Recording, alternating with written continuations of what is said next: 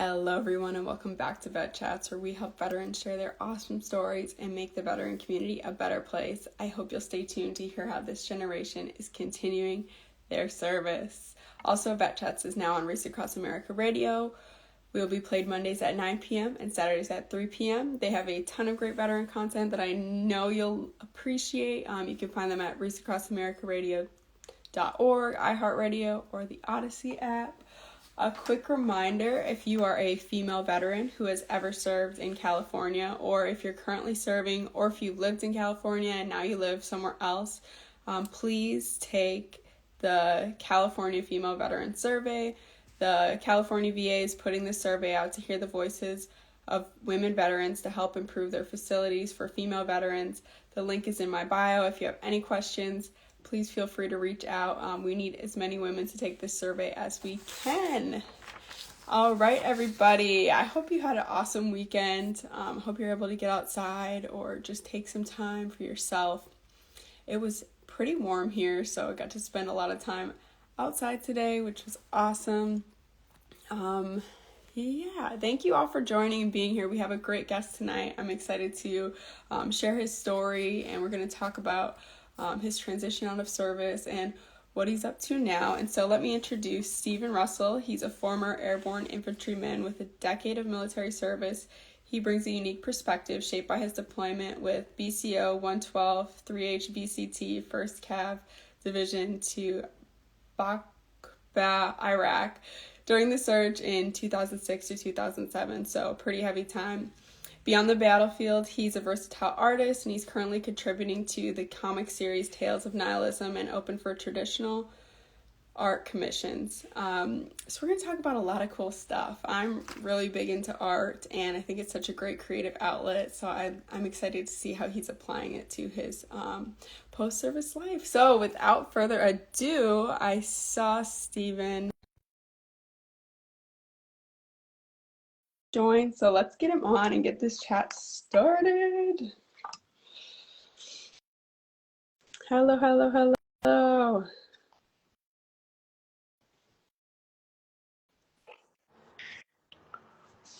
Oh, Hey, Steven. Hey, How you are you able to hear me? doing? Doing all right. Doing good. How was your weekend? It's been really busy. Yes. What's going on? A lot going on? Yeah, working on the comic art, all that, and trying to do all the promotions for different events that I've got going on. Oh, so it's kind of exciting stuff, right? It's stuff that you're passionate about that you get to do. So that Yeah, makes it a little more meaningful. absolutely. Yeah. Cool. So let's get into it. So where are you originally from, and how did you end up joining the military? Yeah. So I'm one of those guys. I'm like a gypsy soul. So I've lived in a lot of different places. I was born in Dallas. So, like my dad always told me, he's like, son, it's not that you have to be a Cowboys fan, you get to be one. I'm so sorry. Yeah. But I mainly grew up, on the Gulf Coast in Mississippi and Gaucher, the Gaucher, Biloxi, Pascagoula area. Yes, yeah. Yeah. And then we moved back to Houston when I was in high school, and I went to high school in Houston and joined the Army from there. And I was always looking to get out of where I was at, go on an adventure, leave. And so I joined the military then in 2004. And I remember telling my recruiter, I was just like, take me anywhere but Texas. I don't care where I go, just send me somewhere. And he was like, well, Korea's always available. And I was like, sure, let's do Korea. So that was my first duty station, and since then, I visited about 30 different countries. I've lived in 5 different countries and probably seen at least 3/4 of the United States. Wow, that's very impressive. I hope to have a list like that someday, I want to travel more. But so let's go back to how old were you when you first joined, and what was it like being so young and in Korea? Yes. So I joined straight out of high school. I was 18 years old, and everybody was still on the whole 9/11 fervor, and it's just one of those kind of like it felt a lot of like World War I, where you have this like call to action that's culturally, you know, heaping up a lot of people, and you don't want to miss out on that. So I joined up, and I took a completely different direction than what my life had been at the time. I was always the theater kid, the art kid, the nerd, and I came back and told everybody's like, yeah, I'm joining the Army Infantry, and everybody's like, holy crap, like you? Oh my god, you know. And it was like, Right. yeah, I this is what I'm doing. This is something different, and I was like, when I go through this, I really want to challenge myself and prove to myself that I can do something like this. And yeah, my first 4 years, I went through it, and there were a lot of ups, there were a lot of downs, but it was something that I came out better on the other side. Yes. Yes, absolutely. So when you've really felt this call to action and to be a part of something bigger than yourself, where did you feel like you fit in with Army culture right away? No, it took a while, and there's always this thing where with the Army you have to go through indoctrination, and I've been in two different times where 2004 to 2008 was my first active duty stint, and then I went back in at 2012 to 2017. And even though there was less of a priority on combat deployments and things like that, there was still a level of indoctrination that you have to go through, and each one had their own like difficulty. And I found myself probably feeling more out of place the second time I went in the military than the first time. But I did quickly find my people, as much as I could, because I've always been like, leader of the peanut gallery, one of the Joker guys. So once you identify with that group, it's easy to, get in. Mm. Yes, yeah, I can really picture that. So I'm really interested because so many of us have that thought of rejoining, and you actually acted on that thought. So I'm excited to get into that a bit later. So Absolutely. after you were in your first tour, what were you thinking? Was it, I feel like I've accomplished what I wanted to. I'm ready to get out, or why did you decide to get out? So the first time, I'm coming off my big deployment, and that was one of the long deployments where we were in Iraq for like I'd say like a year and a half. I think the total actual time in Iraq was like 15 months, but after you get done with ADVON, REARVON, and all that, it's like a year and a half that you're gone.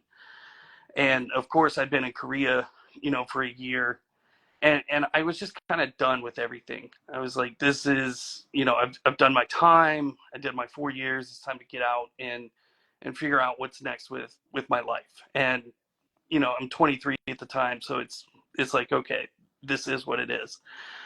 And I got really trapped in that mentality of like, okay, you need to go home, go back, home, and then you need to try to like domesticate and settle and do all that. And I didn't really think about like, what do I want to do? Where do I want to go? You Mm. know, and once I got out, it was there's the difficulty in assimilating back into civilian life, and there were a lot of hits to my ego as well, because you come off this deployment and you're like, 6 months ago I was over in Iraq kicking down doors and in active combat, and now I'm sitting here trying to go to college and I'm working behind a counter as a cashier. Mm. That's a huge, huge hit to your ego. And you're just like, okay, well, I need to think about this. I need to think about where I'm going, what I'm doing, and what that's going to look like. And I bounced around from job to job. I did the whole college thing, and I'm one of the guys. when I first came out, they were doing the Montgomery GI Bill, and then they switched over to post 9/11. So initially, I didn't have all the the benefits of the tuition and the housing and all that. So it was like trying to figure out all this stuff. Then we get hit with a hurricane in Houston, and it just like ripped my apartment apart. And you're just like, holy crap, everything's going crazy.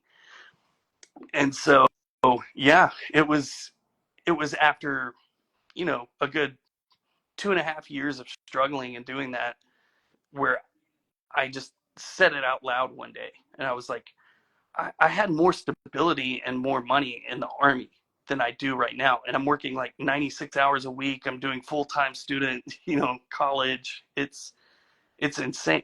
And I was like, okay, let me at least sit down and think about where life's going, what's going to happen, and what I want to do. And that's where I was like, okay, I do want to go back in the military, but when I do, I need to make sure it's on my terms, and I need to make sure that a lot of the pitfalls that I found when I first got out aren't going to happen when I exit the second time. Right, right. So it seemed like so you got out because you'd been gone, you've been to Korea, you were overseas, and then um you're like, I need some consistency in my life, and so you get out, and then you find it's the total opposite of what you thought, and there's even more chaos, and maybe you had this thought like the stress of deployment and being in Iraq is easier than being out and trying to handle all of this. And, because at least when I was Yeah, there, people understood me and we were all in it together. Now I'm completely on my own. absolutely. Yeah, you know. And I've said it before too. It's that time in my life in Iraq was probably the most free that I've ever been in my life, where you don't have to worry about all the stressors of civilized life. You're not thinking about like, oh, is my electric bill paid? Oh my God, is rent due? Like, oh my God, my car, I've got to deal with this and that. And am I going to get fired? Is the company going to get laid off, tomorrow? What's going to happen? Oh, we're hitting a recession, and now, what's that going to bring? Mm-hmm. So yeah, there's some allure to it, but at the same time, you have to realize that you're not going to jump back in to the same time and place that you left. You know, Nostalgia really kicks you. So you have to think about, what am I going to do? And my goal was like, okay, I'm going to get a degree. I'm going to make sure that at least if I get out next time, I'm going to have a degree. And when I do get out, I'm going to make sure that I have solid jobs and employment lined up to Mm-hmm. go from there. And it's been a journey too. I passed around, moving from Texas up here to Staten Island, New Jersey area. But at the same time, each thing was purposeful, and there was like a plan behind it. Yes. Yeah, so going back a little bit to when you rejoined, you're not the average recruit joining. What were some things that you were thinking about at the time? Like, did you want a different job? Did you have any specific demands or guarantees that you were asking for when talking to the recruiter? No, a lot of that was shot down. Recruiting is real fickle, so it's all Really? based on the needs of the Army. and Never and heard if that before. yeah, and if you're a first time enlistment to the military, you basically have most of the world to pick from. Especially if you have the high ASVABs and all that kind of stuff. They'll sit you down and say, hey, you got your pick of the lot. What do you want to do? With prior service, it's these are the needs of the Army, and you need to fit within these needs. And if you don't, then this doesn't exist. So I quickly realized that I wanted to get back in. And when I first tried in 2010, they weren't taking infantry guys. It was just, nope, sorry, we got enough of you dudes, and we don't need any more 11 Bravos, 11 Charlies, anything. Mm-hmm. So then I waited, I want to say almost like a year, and then they came up and they're like, okay, all prior service, we need you guys back in, but you can only come in through the 18 X-ray Special Forces program. It was like, all right, well, I guess I'll do that. And I went through, got in that way, and there was a lot more. Like they really nitpicked on everything when you came back in. They're going over your health records. They're going over everything, and Mhm. the other guys are coming in. They're like, "Oh, are you breathing? Do you have a pulse?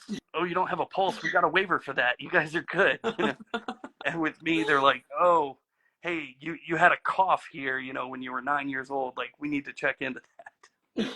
And I was like, kind of, I had an extra layer on it too because I got shot in Iraq, so I had a Purple Heart and all that kind Mm. of stuff. And they really went on about that, and I had to drop $200 with a physical with a physician to say, hey, like his leg's not destroyed, like it's fine. He can run, he can do all this kind of stuff.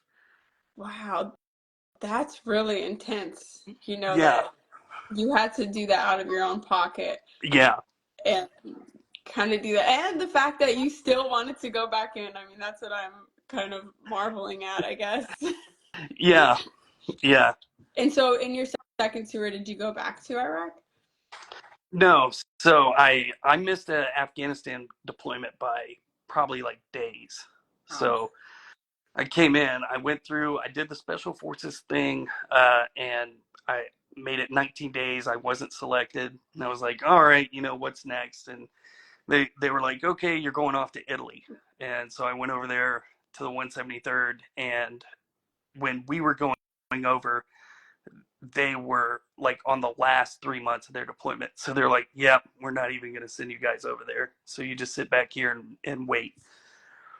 And after that, most of the combat tours kind of like died down, especially over there in Italy, and their focus shifted over to Ukraine and the NATO alliance and all that kind of stuff. And so it was like, all right, this is where things are going. But it gave me an option to kind of see a different side of the army, and then take advantage of some other um, programs and things like that I hadn't been able to do before, because my first time in was high tempo and constant deployment. Yes. Yeah, it sounds like it. What were some of those programs? And were you able to get your degree? Almost. It was. I want to say I got my degree within a year after I got out of the military, and they had that deal where you go on base, and you can go through there to have your college taken care of. And the the bigger the base, the better options you have. So over in Yeah. Italy, we only had one option. It was like, yeah, you can go through this one University of Maryland online course, and they offer a real small selection of what you can do. So I was like trying to do that and just get the general bachelor's, but it wasn't until I got out um, where I was like, okay, I'm gonna go into the supply chain management field and do that. And I was able to finish my bachelor, specializing in supply chain and that kind of stuff. Okay, and what got you interested in that? That was really my last, uh, I want to say my last 2 years in the military, where I, I was coming off an injury from airborne, and they decided, they were like, all right, you're going to be the arms room guy. So you're going to go in there, manage the arms room, and then from there, we lost our supply chain sergeant. And then quickly after that, we also lost the supply specialist as well. They both ETS'd out of the military, and there was no one to fill their spot. So they just kind of looked around, and they're like, you, Sergeant Russell, you're now the new supply guy." Wow, And isn't I had it to funny learn how I that had to learn a happens? whole MOS overnight and and do all that. But it worked out. I was like, oh, okay, this is something that I've got some aptitude in, and it's interesting, and I can find myself uh, doing this as a job. Hmm. Yeah, yeah, isn't it's funny how that happens? It's like sometimes you're just in the right place at the wrong time, and Yeah. you pick up and you have to find a whole new skill set. But it looks like it helped you. Is that something you ended up doing on the outside? Kind of. I'm mostly working as like logistics coordination and things like that.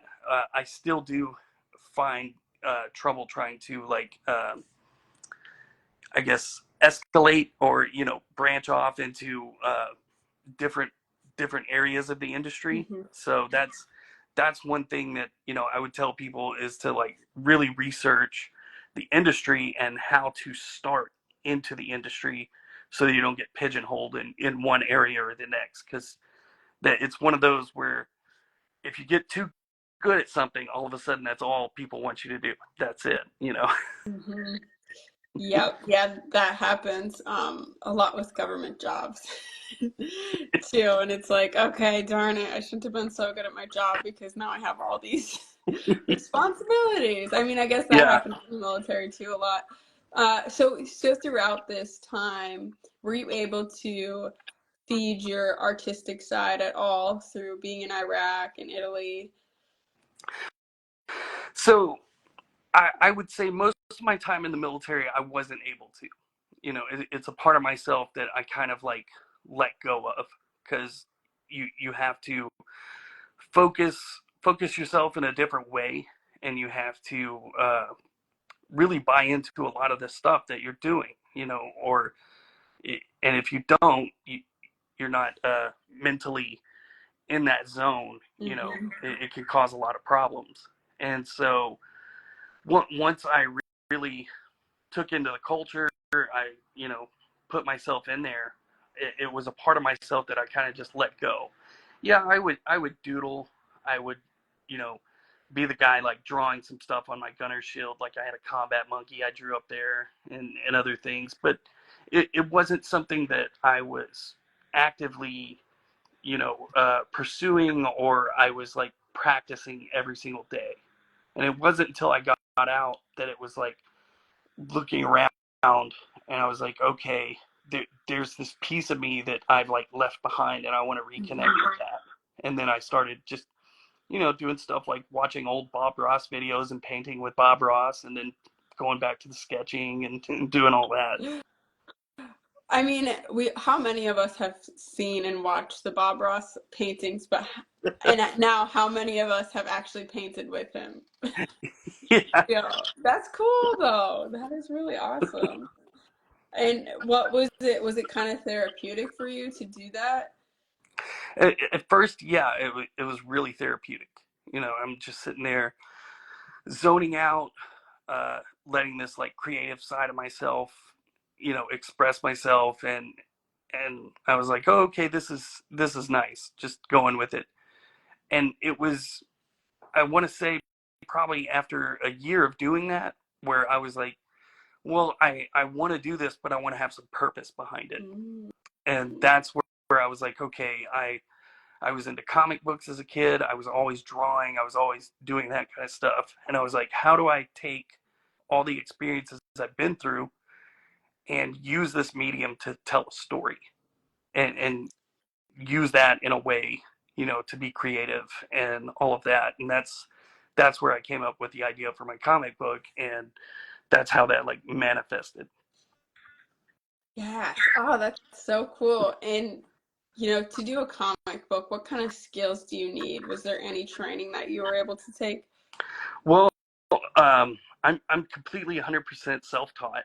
So most of my I guess if you want to say like any sort of training or education is all through reading art books and just going about it through a traditional sense. Mhm. So uh, when I was a kid, I picked up the Stan Lee's How to Draw a Comic Book and like read that thing from cover to cover and practiced every single thing inside there. So when I got out and finally like wanted to start doing this, it was like I went back to those basic kind of like drills again. And I think a lot of the military like attention to detail and how to, especially like the NCO training of like how to set up training and what like a by the numbers deal is, and uh, how to assess if you're getting better, and how to like gauge what's going on. That really helped, because I was able to kind of like check myself and do these daily sketches and see myself getting better, and then slowly start to, formulate and plan and do other things. Whereas a kid, I was just kind of like going all over the place. So, no real goal behind it. It was just like, I just want to draw Captain America, or I just want to draw Spider-Man. Yeah, yes, and I think comic book or comics, they have such an interesting way of communicating because you're not just forward storytelling, you're doing a lot of it through narrations, but also, putting it who's talking and then also what to put in the background to kind of set the scene because you Yeah, can't just use a whole paragraph to describe something. So I can imagine that's really something that you had to practice. yeah, and it's something that I still practice every single day because unlike most traditional artists, you'll have people that like they're gonna say, "I'm going to sketch anatomy," and that's all they do, and they will put their 10,000 hours to master anatomy and go with it. Well, with the comic book, you have to kind of be a jack of all trades. You have to be able to say, okay, I'm going to draw a scene. This scene's going to have a car. It's going to have a building. It's going to have birds. It's going to have people. It's going to have all this stuff going on. Oh, there's an action scene and this is going on. So there's times where I'm coming up and I'm like, okay, I need to see how this looks. I need to find reference photos. Now I need to like practice drawing this, and then I need to get that down before I even start in on the panel. Yeah. Yeah, and you're having to show action without you can only have so many words to describe that. Yeah, And also when you get to the storytelling part, I feel like comics is it yeah, it differs so much because you like have a hook at the end, but also, you don't want to give too much away. So it's just like I bet you it was hard to find that sweet spot and maybe that's something you're still kind of adjusting here and there.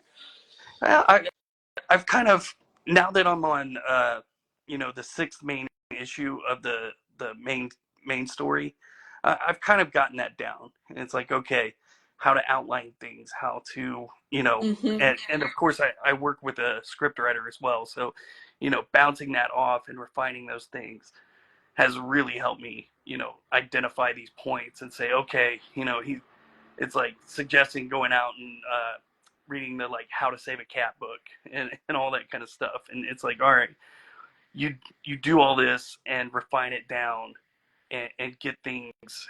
You start to think in that way of like, what am I showing and how much does that say versus how much script do we need to have here. So Yeah. Yes, yeah, it's like you find that formula that you can start to plug things in. It's almost like a rhythm. You can keep going. I could imagine. So, where can people find your comic? I know it's reoccurring at what's the name of the magazine? uh, so we're online at Global Comics with the Okay. X. Yeah. And we also offer the print on demand, so there's always a link on there where you can purchase a physical copy. And then this year we're going to be going to two comic conventions, Plastic City Comic Con in July near Boston, and then Veteran Comic Con in San Francisco in November. And we'll have physical comics available for those conventions. How cool. That's really exciting. Yeah, Because so much of what you do is probably online, so to be able to see people in person who enjoy it and share it with them, that's really special. absolutely. Yeah. And you also have a reoccurring comic, right? On It's a Veteran magazine. Oh yeah, so that's a new venture that I've started, and my pen name is the Salty Skipper, and in that I'm illustrating cadences from the military, because that's it's a part of the military culture that I think has kind of like died out, Mhm. and I saw that it's one of the things that I noticed very heavily from my first time in and second time in. The first time everybody had to be motivated on all these runs, and they're going around and we're singing all these cadences. Most of them were, not safe for work kind of things. And when I went back in, there was this real like scrubbing and like corporatization of the culture, and those kind of things weren't appropriate, even in the combat units and stuff like that. So it was just like, okay, this is something that I feel I would like to illustrate and put out so that people can like remember it. Yeah. Oh, that's really interesting. So you sensed this culture shift between, having to be more safe for work and more muted. Is there any other changes that you noticed kind of around that? Was morale different as well because of that? Yeah, I mean that definitely affected morale, but there's also this like sense of loss of community, because the first time I went in, not only was everything ran by the military, you would go to all these different places to do your in processing, and you're talking to military people, you're in processing and communicating, and you just see military people everywhere. The second time I'm going in, I'm seeing civilian contractors all over the place. Mm, You know, they're everywhere, and you're talking to civilians, you're doing all this kind of stuff, but also like everybody's on their phones all the time. And so you go to these in processing places that used to be these like hubs of networking and communicating and finding out different things about the base that you're in, and people, it was like a social hub as well. And the second time I go in, everybody's on their phone. Everybody's just like looking right in front of them, waiting for their orders. They get that, they go off, they're doing their thing, and you're just like, where is this? And I was just sitting like waiting for one of my in processing appointments, and somebody sitting across from me. I try to talk to them. I'm like, hey, how's it going, man? Like, where are you going? And they're just looking at me weird, like, uh, you know, leave me alone. I'm in my phone right now. wow, that is super interesting that, it seems like there's more individualism Yeah, yeah, in absolutely. in the culture, and where most people or would remember their time in the military, or just think of it as like a sense of community and in a team. So, were there any things that you would see that improved your second enlistment? Yeah, I would definitely say uh, like the military legal system improved a lot. So the first time I went in, you know, there was that idea of like, you're owned by the government. You might as well stamp, Uncle Sam on your butt, and like your property of, right? And even my squad leaders and stuff, they would always say things like, you were issued to me, and it's my job to return you in as good of condition as somebody gave you to me. you know so there was this like ownership kind of like idea. And when you got in trouble, there was also this idea of like, there's a level of like, you just need to take it and have whatever happen, right? And I got two Article 15s when I was in the first time, two field grades. And the first one was just missing a formation. I was out on the weekend, missed a formation. They had a recall. I wasn't there. This is pre cell phone time, so it's not like somebody could just call me up and say, hey, without Right. notice. But at the same time, they were like, nobody can go out for the weekend, so I went out. Something that today, somebody would just call you, you'd be on base, and Right. that's it, right? And I got knocked down to E1 from E4, had to do 30 days extra duty, all that good stuff.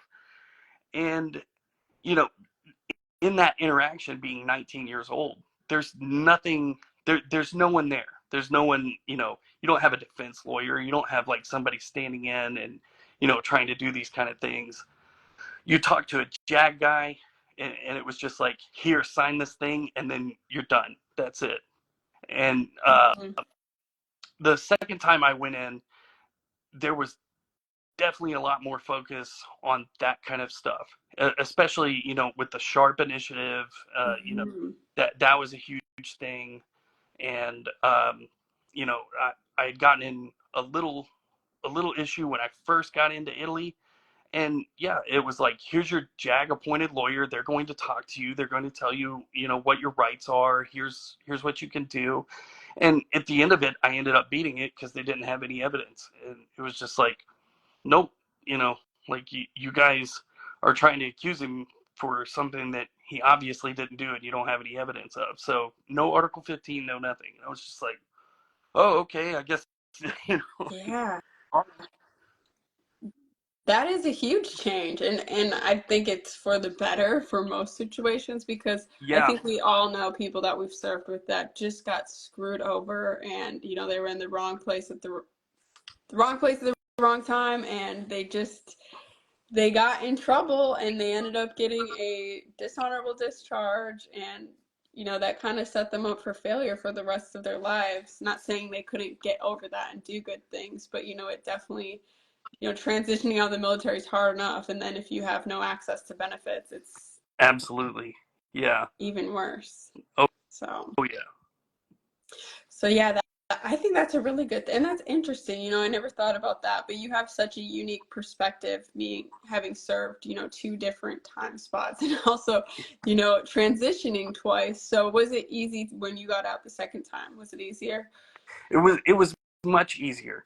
Yeah. The first time I got out, it was, here's your DD-214, go. We don't care about you. Like you want to leave.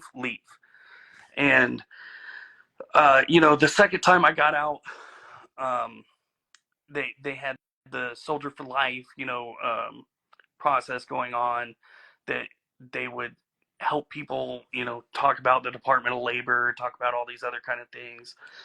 And it's, to me, a lot of what they did was the bare minimum, and I had a lot of education from being out, so understanding, these type of things. But at least that's something, Hmm. compared to the first time that I got out. Would you say the support level was kind of equal from the Army? The Like I'm sorry.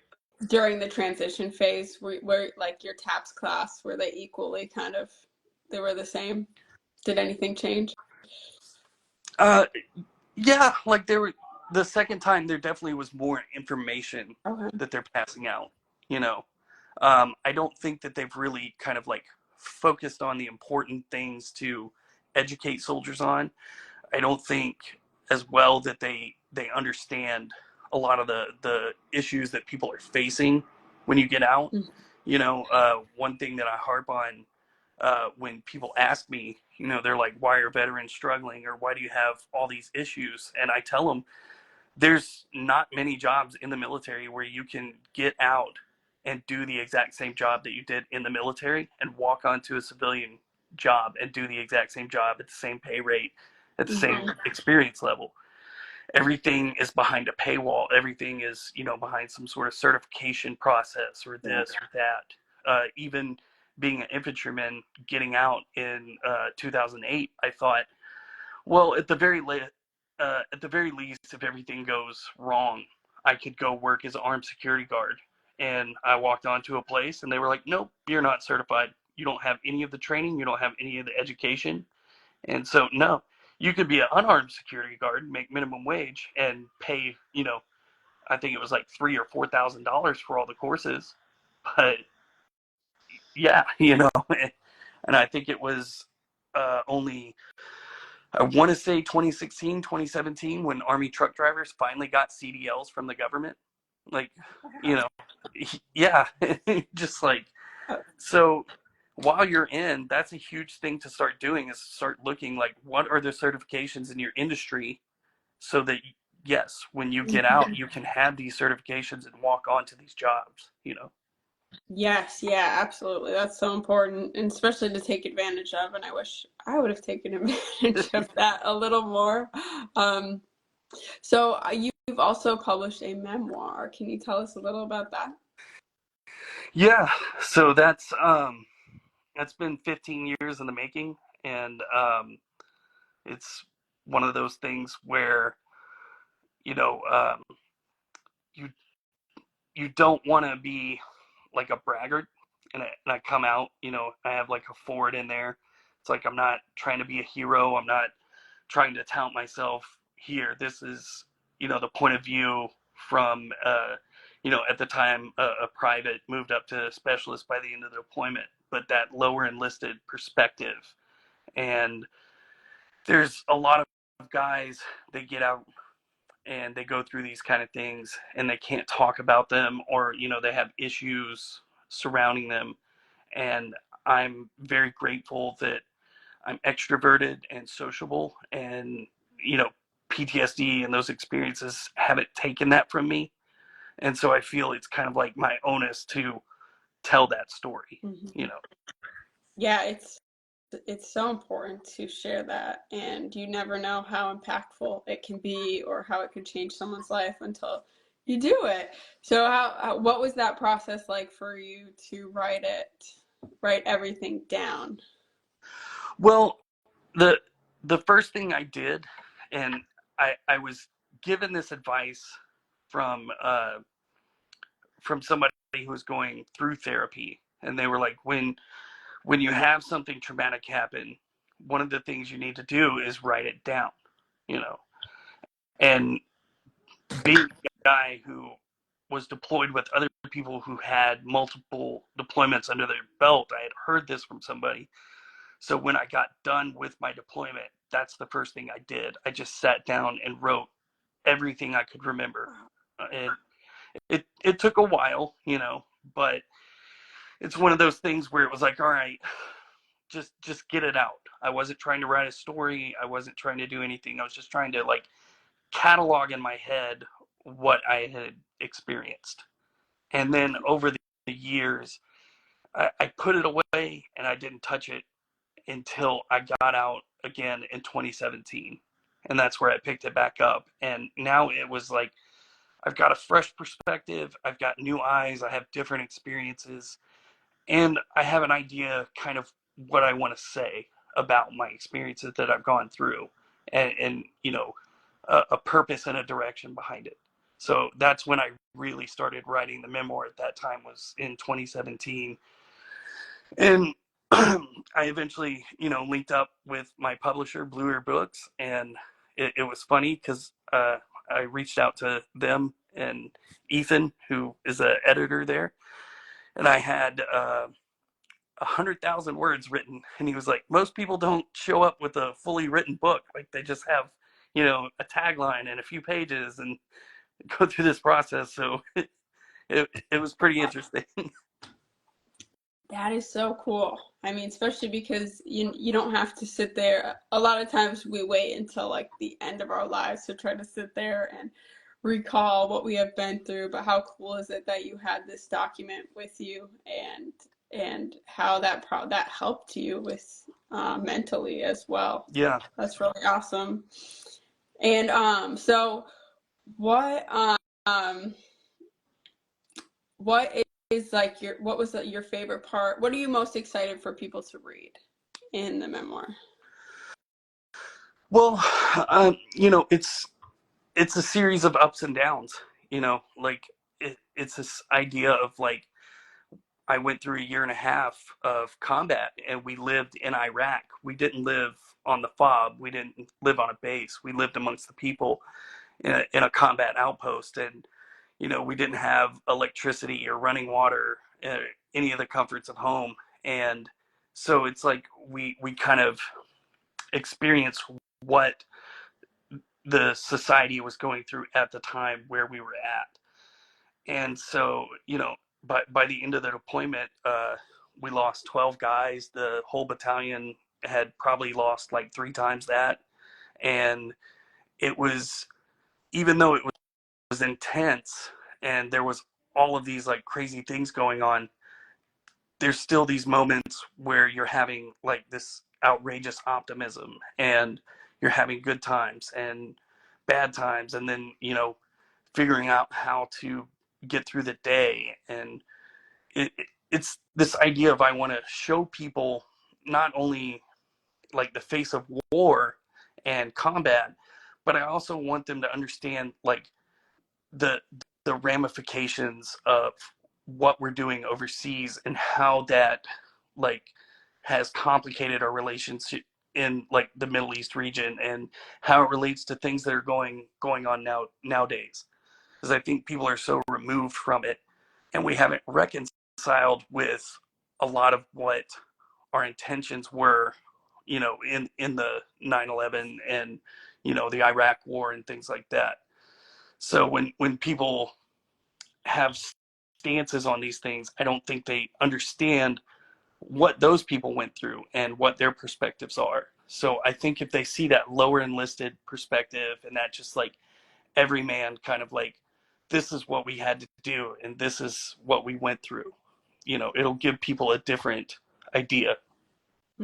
Yeah, you bring in that humanistic element of what it was actually like to be there and among locals and how that impacted these communities. Because you're right, I think so many of us are so far removed from that, and maybe some old guys in suits don't understand what it was like, and I think they should really read your book.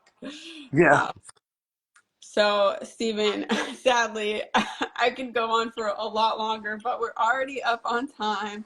I want to make sure people know where they can get your book, where they can find your comic at, and where they could find you at in case they have any questions that were sparked from this conversation. absolutely. Yeah, so Global Comics again is where the comic is posted up.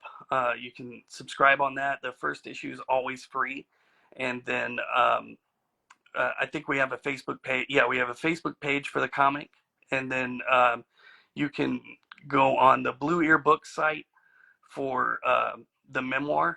And at the end of this month, it's going to be dropping officially on Amazon. So it'll be right now. It's in the pre-order stage, and yeah, and oh, also for these conventions, we run advertisements for businesses in the comic. So if you're a small business, especially a veteran-owned business, we'd love to have you on and put your advertisement in our comic. Oh, how cool is that? So is the ad kind of intertwined within the comic? Yeah, we have it at the end, of the physical issues. So when we go to these conventions, we have an ad page, and it's kind of a more personal, touch to it, because people are coming up and buying these comics and then seeing. Yeah. Yeah, then you get the physical thing. Oh, how Yeah. cool. Definitely do that. And for anyone listening, get your pre-orders in. Those are so important, I know, for the success of the book. And this book needs to be read by a lot of people. So, get it out there. I'm going to link everything in the chat. I want to thank everyone for joining the live, or if you're listening to the replay, I hope you enjoyed this conversation. And lastly, Stephen, thank you so much for coming on Vet Chats and sharing your story. Thank you so much for having me. My pleasure. Bye. Bye.